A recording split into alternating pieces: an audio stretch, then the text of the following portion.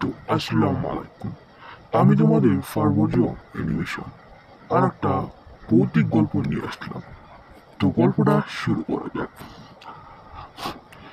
গল্পের না নিশি রাতের শীতের ভয়। পৌষ মাসের কোনো শীতে চারিদিকে কুয়াশা আর নদীর পাড়ে সাদা দোহার মতো আনন্দ গ্রামে সবাই বলে এই সময় গভীর রাতে নদীতে নাই যাওয়া ভালো। কিন্তু মাঝি মিশের মাছ ধরতেই হবে। রাত প্রায় 12টা। মিশের এক নৌকা নিয়ে নদীর মাঝখানে গেল। কিছুক্ষণ গেল, বড় বড় মাছ উঠতে শুরু করলো।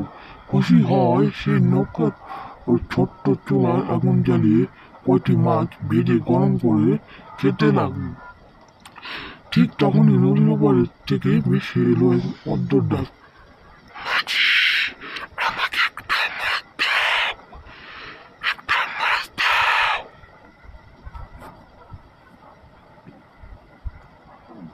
মিশের চারিদিকে তাকালো, মাঝি চারিদিকে তাকালো, কোথাও কেউ নেই। সে ভাবলো হয়তো ও কানের ভুল। আবার সেই গল্প।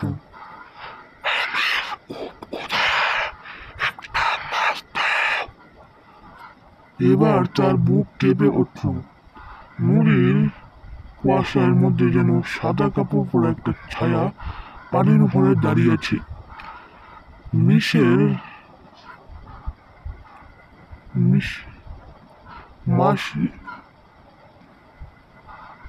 মাঝি ভয়ে দ্রুত বোটে চালাতে লাগলো। কিন্তু যতই নৌকা এগিয়ে যায় ছাতাটা ততই কাছে চলে আসে। হঠাৎ তুফান ঠান্ডা বাতাসের ঝাপটা লাগতেই আগুন এক মুহূর্তে নিভে গেল। তার